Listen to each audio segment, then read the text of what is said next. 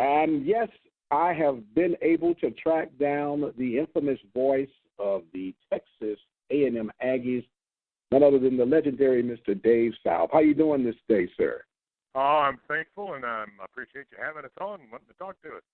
Well, you know what? I'm thankful to be able to have you in my Rolodex and you answer the call.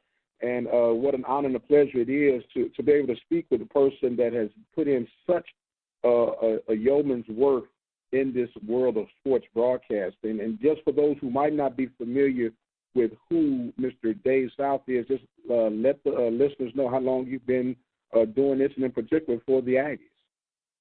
Well, I did my first college game in 1970, and so this coming up would obviously be year number 46 at the college level.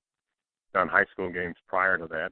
And then with A&M, I joined the A&M Radio Network back in 1985, so this is going to be year number 31. I feel like I've really been blessed in that relationship with Texas A&M. Prior to that, I worked for a network, and we weren't assigned to a particular team. We just did various games. I might do Texas A&M and Rice one week, and could very well do it could have been SMU and Baylor. They just floated us around. We were not assigned to just one team. So you ended up being the permanent fixture, if you will, in 1985 for the Aggies. And ironic about that year, that's the year I graduated high school, sir. Makes me feel old. Well, no, you're not old. You've just gotten better. You've just gotten better. You know, I appreciate that. Now, of course, with longevity comes blessings, and you and I have had these off-record conversations, if you will, on just how important it is to have that personal connection with the Lord, and no shame in discussing that. And it's just a blessing to be able to do what we do. Is that not correct? Oh, it is.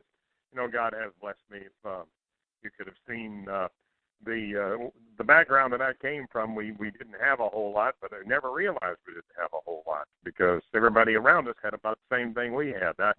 We literally, when I was growing up, lived with my grandparents for a while because my parents just couldn't take me. And then when I finally moved in with my parents, we literally lived in a shotgun shack. It was about 12 feet wide and it was about 20 feet long. It had 2 rooms in it. The living room also doubled as a bedroom. There was a kitchen, and right by the kitchen window there on one side by the kitchen table was my bed. That's where I slept. So, you know, as I look back on that, again, I didn't think that we didn't have anything because we didn't have anything to compare it to. I was blessed with a good mother and a good father and good grandparents. And then as time went by, Dad started to get more work, and things started to improve. So, and then you know, as I look back on my 31 years at Texas A&M, God blessed me in that relationship. I've had an opportunity to meet a lot of really good people, and make friends, a lot of them.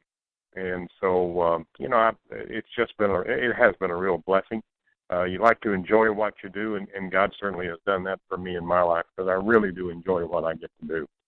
Well, you can tell in the work that you do, and I just consider it an honor and a blessing that I could call your friend, and I appreciate you making time out for this impromptu, if you will, phone interview as we lead to a historical event that's going to take on between Texas A&M and Prairie View. But we'll step into that just a little bit. You guys come off of a very impressive win over number 16 UCLA to open up your 2016 campaign. You look like you want to run away with this thing for a minute. Then things kind of fluttered, but then you regroup in overtime to pull out the victory. Recap that from your version. Well, last night we do a Tuesday night radio show at a restaurant here in College Station that we broadcast on the radio network.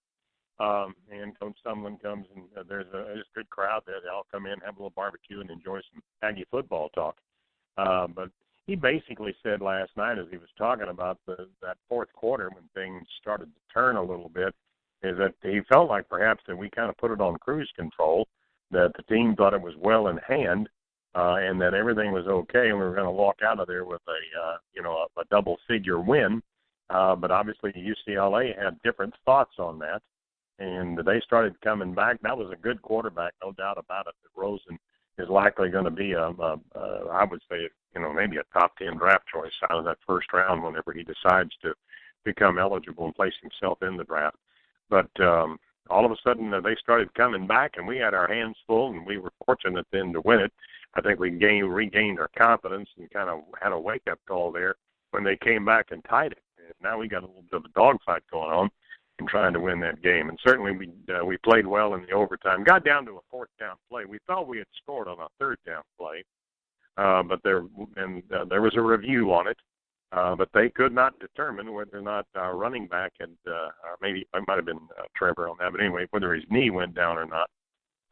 And so they marked the ball short of the goal line. So on fourth down, we elected not to kick a field goal, but to go for it.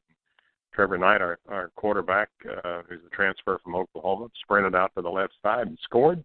And then we had a great play on a pass that went right to the goal line on their fourth down, because they were trying to tie it to send it to a second overtime period. And Justin Evans, one of our DBs, made a great play on that. Justin Evans was the defensive back of the week in the SEC. He might have been the defensive player of the week, but they announced that yesterday, and he did have a super game. But he made a play on the ball. He knocked it away, and that gave us the final score then of 31-24. Had they made that, they would have had to kick an extra point, or maybe even gone for two to try to win it right there. But we'll never know, because we win the ball game, and it was a dogfight. I thought we played well on defense. We've found a couple of really good running backs out of that game, and Travion Williams and Keith Ford, who's a transfer from OU. And as always, we have good receivers, and those guys had stellar games as well. So, pretty excited about what I saw in that first game, and I think the fans are too. And we look forward to the rest of this season, and of course, the rest of that season continues on Saturday here at Kyle Field. Yeah, it's going to be a brunch kickoff, 11 a.m. kickoff, where you'll be taking on the Panthers, who opened up their season with the open rival, beating Texas Southern by the score of 29-25 in a 7-hour broadcast, 2 lightning delays. But then after 7 hours, finally got a chance to put that one in the books. And when listening to Coach Summerlin's press conference, he was a little concerned about the early start. He's saying when most upsets happen, they're early in the seasons and they're early games. And he says it's going to be challenging the guys mentally in their approach to the game. Usually they have a 4-hour pregame meal.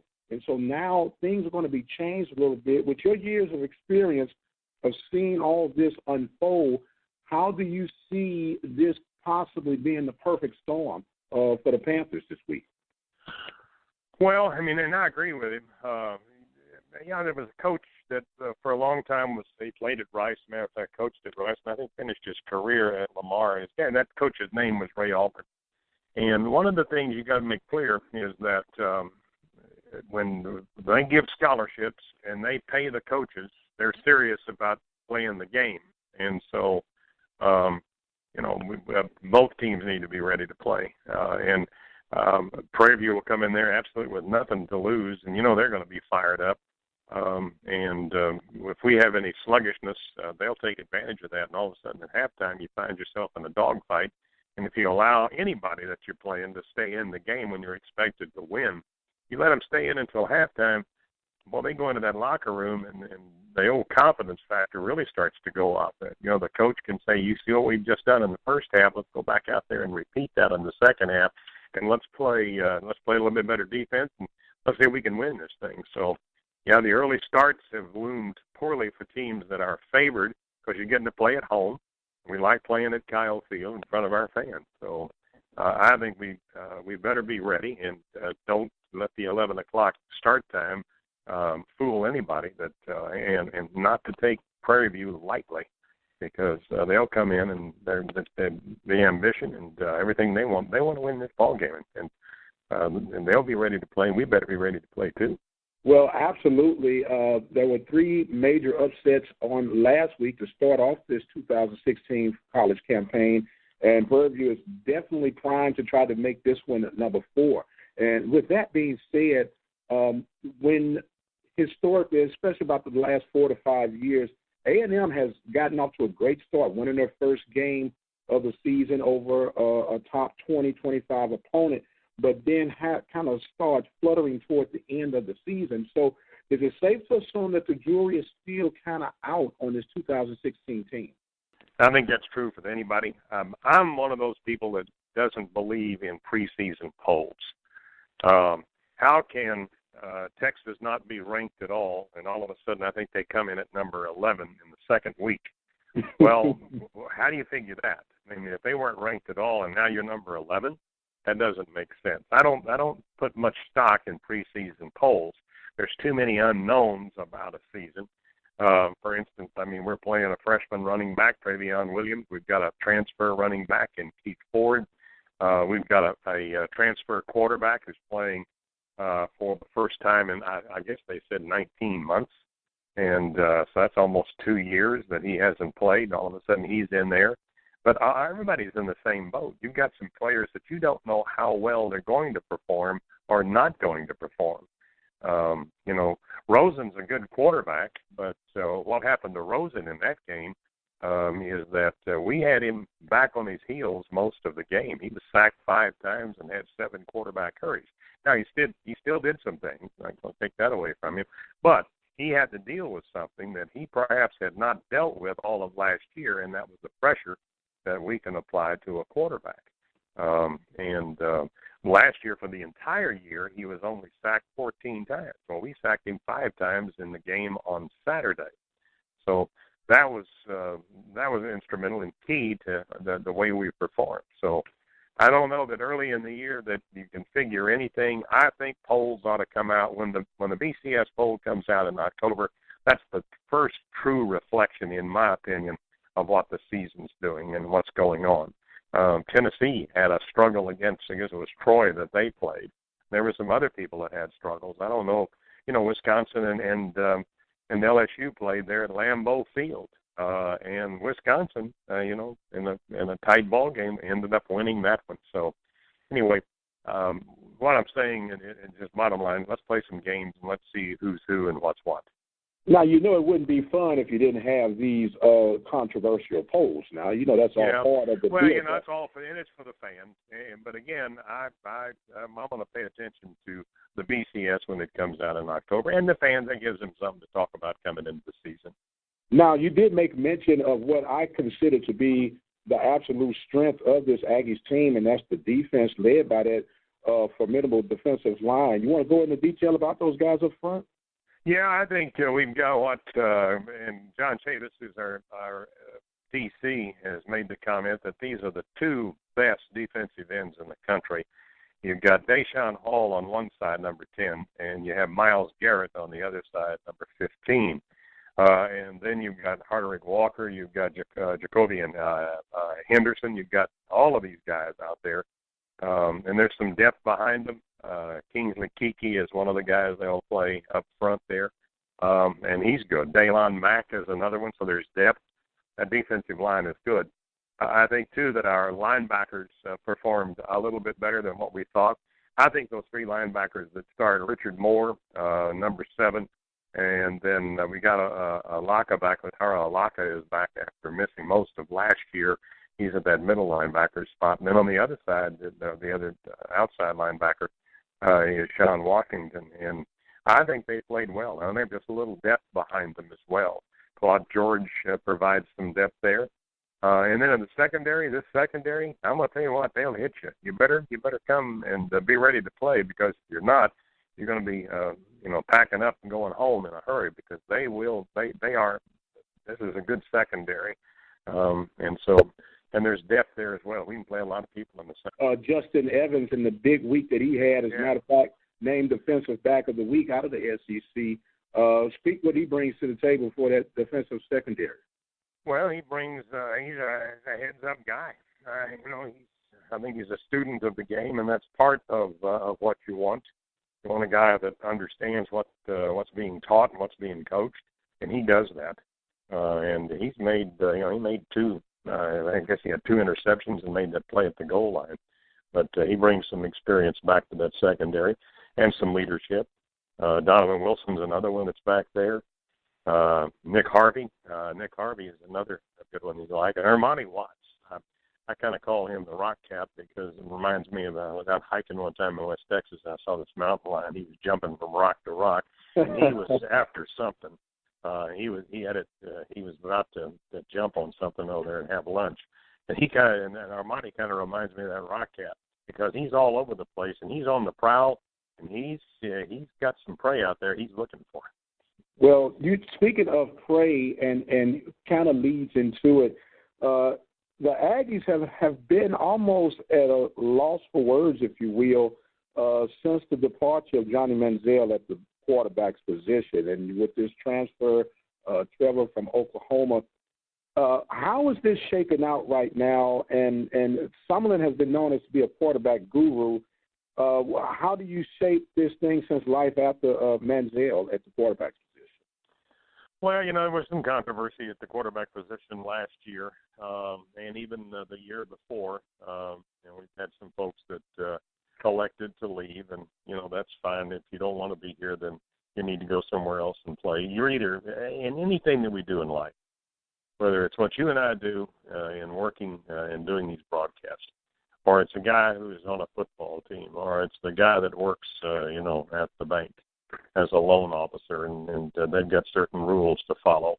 The bottom line is you're either all in or you're all out. And if you're going to be on my team and we're going to work together, I need for you to express yourself when you see something that you think needs to be changed. If we elect not to change it, then you need to either go along or get along. And I think you need to be all in and all out. And that's certainly true with a football team because you can have 2 or 3 guys that in the locker room that are causing some problems and saying some things, and it gets disruptive. And those that are trying to lead are trying to do it in a positive way. And I think sometimes that some of these people on any team, if they're not all in, then you need to be all out. And I think that's what we've got in Trevor Knight right now. This guy came in and immediately took over in the locker room and provided some leadership. And so I think that's his greatest strength past being a good football player. And if you have good leadership on the team, you've got a pretty good chance to win. And I think we have that on both sides of the ball. Well, it's going to be a very historical event, first time ever that these 2 institutions have locked up on the gridiron. They've done it on the baseball diamond. They've done it on the hardwood.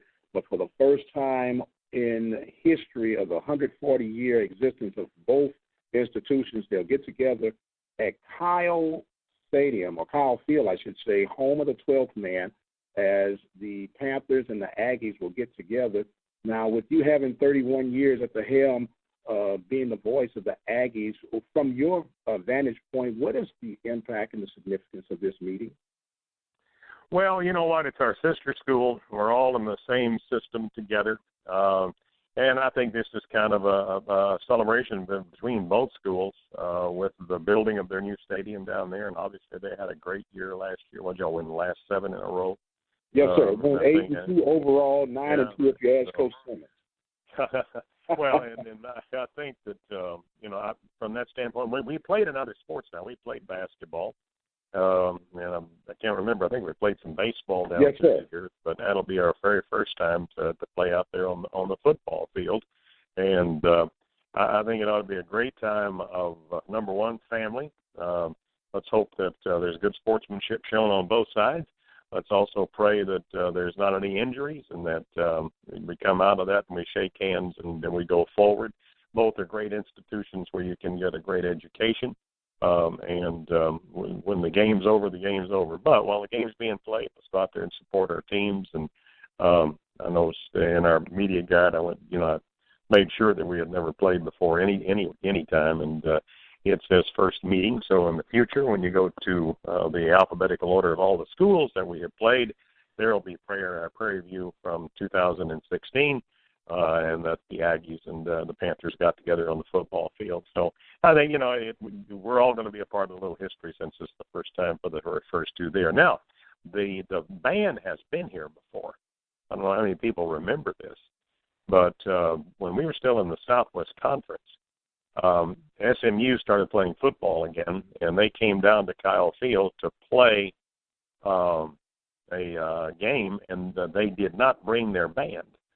And so I think our athletic director at that time, I believe it was Wally Groff, Wally called down to Prairie View and said if they wanted to come up and they wanted to march. And so I think we provided the buses for them, meals, and got them up there, and they marched at halftime. And we're going to, as much as anything, we're going to hope to see a good football game. And then I know we're going to see a great halftime because it's two distinctly different types of approaches to football bands. So we'll see the Aggie band in its military style, and we'll see the great performance that we saw.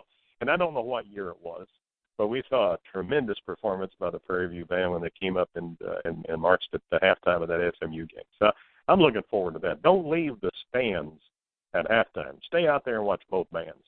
Well, it should be a day of remembering. And, of course, being the voice of the Panthers, I'm going to be pulling for the purple and gold. You've been the voice of the Aggies. We're going to be pulling for the maroon and white. But the bottom line is, as you stated, that no one comes out with any significant injuries, and family, fun, and friends get to embrace on a wonderful day at Kyle Field on an early brunch kickoff at 11 a.m. Brother South, I want to thank you so much. As always, another stellar job, and we appreciate you taking time out to chat with us as we get ready for this week's eventual or historical event. Well, I'm truly honored that you asked me to come on. That really means a lot to me. Thank you very much, my friend, and we will get that kickoff at 11 a.m. on KPVU 91.3 FM. And how will they be able to listen to the Aggie broadcast? Oh, on WTAW, it'll be at 1620. 1620. Well, I'm Dr. Prince. He is Mr. Dave South. Thank you all so much. Be blessed, and we'll see you on the other side.